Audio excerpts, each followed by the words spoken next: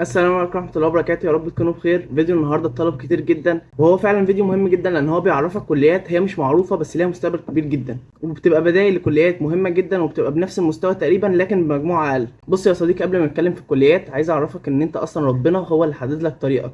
ان انت اصلا لو انت كان مجموعك جايب 90% وربنا كاتب لك الخير في كليه جايبه 80%، وانت كنت عايز كليه من مجموع عالي، يبقى انت اكيد كنت هتخش الكليه اللي انت عايزها من غير اصلا ما تبص على الكليات التانية وايه الحلو فيها وايه الوحش فيها وتعرف الخير بتاعك فين. فهو ربنا بيكتب لك الخير في المكان وبيوجهك ليه. ممكن انت تكون مش عارف ان الخير ليك في المكان ده، وان الكليه ديت اللي انت شايفها كليه وحشه جدا ان دي الكليه اللي هيبقى الخير بتاعك فيها وان انت هتبقى ناجح فيها جدا. فمهم جدا ان انت ترضى وتعرف ان في كليات كتير جدا ممكن تنجح منها بس انت مش عارف عنها. ودايما ندعي ان ربنا هو اللي يختار لك الطريق بتاعك مش انت اللي تختاره، لان دايما لما ربنا يختار لك الطريق يبقى انت ماشي في الطريق الصح. واول كليه معانا النهارده هي كليه تربيه نوعيه. كليه تربيه نوعيه من الكليات المظلومه جدا لان فيها اقسام كتير جدا حلوه وليها مستقبل كبير جدا، زي قسم الصحافه وقسم الاعلام وقسم التدريس وقسم التكنولوجيا. وبالذات قسم التكنولوجيا، اي حاجه ليها علاقه بالتكنولوجيا في الفتره ديت انصح بيها جدا، لان اي حاجه ليها علاقه بالتكنولوجيا ليها مستقبل كبير جدا. في نقطه لازم تركز عليها وانت بتختار الكليه وانت بتطور من نفسك وانت بتاخد كورسات، ان انت تعرف ايه الحاجات اللي هتفتح قدام. يعني مثلا تشوف ايه الحاجه اللي جايه مع العصر الجديد. يعني احنا دلوقتي في جيل التكنولوجيا، لان التكنولوجيا مأثره في كل حاجه حرفيا. دلوقتي كل المجالات دلوقتي بقى فيها تكنولوجيا، فانت لازم تعمل في حسابك ان في مجالات ممكن تبان دلوقتي صغيره بس هي ليها مستقبل كبير جدا. كليه تربيه نوعيه لو انت اجتهدت فيها وكنت من اوائل الدفعه ممكن تتعين معيد وبعد كده تبقى دكتور في الجامعه، فدي حاجه كبيره جدا ومقام كبير جدا. دكتور في الجامعه حاجه ممتازه جدا، فانت ما تبصش ان انت داخل الكليه اجبار، لا بص للكليه ان انت عايز تبقى حاجه كبيره فيها.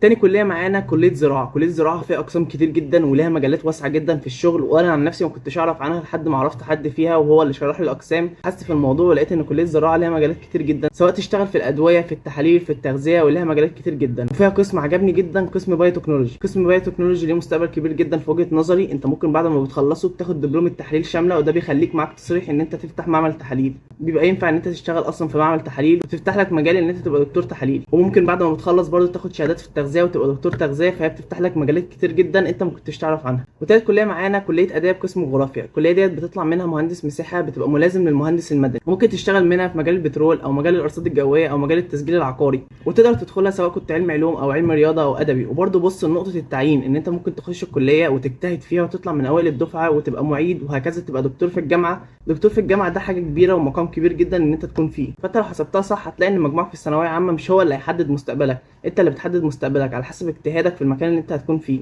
رابع كليه معانا كليه تربيه، ودي ليها مجالين. ممكن تشتغل في مجال التدريس، ان انت تطلع مدرس ثانوي او مدرس اعدادي او مدرس ابتدائي شبه كل المدرسين اللي احنا عدينا بيهم في كل مراحلنا الدراسيه واللي احنا حبيناهم. ودي برضو بتعتمد على مجهودك ان انت تبقى مدرس شاطر والناس كلها تحبك. وممكن برضو تشتغل في تطوير وتنظيم العمليات التعليميه، وده برضو مكان كويس جدا ان انت تشتغل فيه. فالكليه دي كويسه جدا. وبرضو بص لنقطه التعيين، ان انت تبقى معيد في الجامعه وبعد كده تبقى دكتور، والدكتور زي ما قلت لك حاجه كبيره جدا. وخامس كليه معانا هو قسم تغذيه علاجيه في كليه اقتصاد منزلي. في ناس هتبص كليه اقتصاد منزلي شبه حصه اقتصاد المنزلي بتبقى في المدارس اللي هو المدرسه بتخش تقعد معانا شويه وخلاص.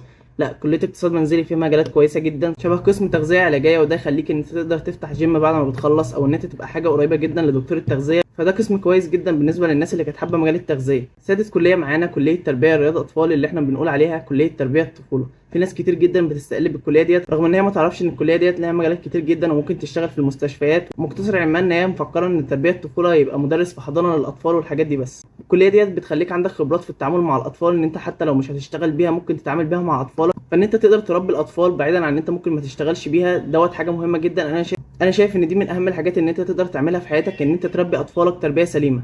وزي ما قلت لك الكليه لها اقسام كتيره، ان انت تقدر تشتغل اخصائي تخاطب في المستشفيات او تشتغل اخصائي ارشاد نفسي للاطفال. دي حاجات مهمه جدا من وجهه نظري ولا تقل عن اي كليه تانية في الاهميه. بس كده وصلنا لاخر الفيديو بتاعنا. لو انت عايزنا نتكلم عن اي كليات تانية اكتبها لي تحت في الكومنتس لو انت مش عارف عنها اي حاجه وعايز تسال فيها ناس، او ممكن نتواصل مع ناس موجوده في الكليات ديت. ونقطه مهمه جدا لازم تعرفها سواء جبت مجموع ايه او دخلت كليه ايه، ان انت مهم جدا ترضى بقضاء ربنا. ربنا اختار لك الاصلح ليك، وادعي دايما ربنا ان هو اللي يختار لك الطريق وان هو يكتب لك الخير في المكان اللي انت حابه. وبس كده، وبالتوفيق للجميع.